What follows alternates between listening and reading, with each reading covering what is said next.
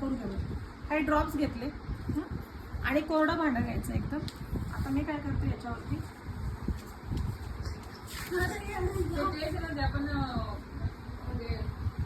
कशी पुसायची नाही नाही, हे स्पीक अँड स्पान आहे, हे स्पीक अँड स्पान आहे. हे काय करतं तुमचे, हे स्पीक अँड स्पान आहे. हे इवन पितांबरी वगैरे लावतात तुम्ही किंवा कोणता. आता मी याला जस्ट फिंगरने पण अप्लाय केलं तर हे काही आपल्याला हार्मफुल केमिकल आहे, नॉन हॅझार्डस आहे, जे आपल्याला कधीही अपायकारक नाही आहे. आणि इतकं स्वच्छता इतक्या 30 सेकंदात पण नाही. आता याच्यावरती जे आहे लिक्विड ते मी बाकीच्या याला पण लावून देते. किती घेतले मी, 1-2 ड्रॉप घेतलेले आहेत.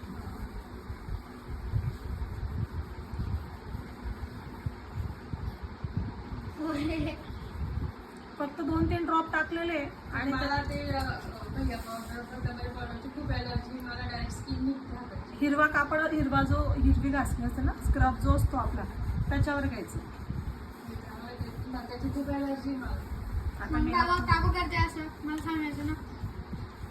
क्या बात है, ऐसे सब बच्चे आ जाते कितना अच्छा है. क्या बात है.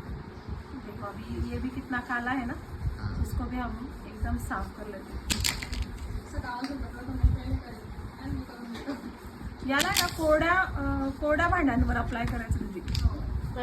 आणि ही जी याला धुवायच्या अगोदर एक डझोल आहे, त्याचा 1 ड्रॉप जर टाकून दिला तो पूर्ण लावून दिला तर ही चमक आहे ना 20 ते 30 दिवस राहते आपली. पितांबरीची तशी राहत नाही, लगेच हिरवी पडते. म्हणजे हे लावल्यावर पण हे लावलं आणि धुवून टाकलं जस्ट आणि कोरड्या कापडाने पुसून ठेवून दिलं तरी हे असेच राहतील 4-5 दिवस. पण आता हे डझोल आहे ना, या डझोलला तुम्ही भिंत वगैरे साफ करू शकतात. ग्रीसचे जे कपडे, ग्रीसचे जे डाग असतील, शाईचे डाग असतील मुलांच्या ड्रेसचे, ते सुद्धा तुम्ही याच्याने क्लीन करू शकतात. इतकं छान आहे. तुमचा भांड्यांचं लिक्विड संपून गेला, तुम्ही याच्याने भांडे सुद्धा धुवू शकता. म्हणजे मल्टीपर्पज आहे डझोल. आता मी 1 ड्रॉप, हे जास्त झालं, 1 ड्रॉप घेतलाय फक्त.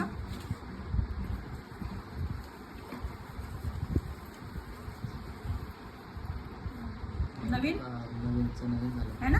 आणि याला काय करायचं, मस्त साबण लावायची गरज नाही आता.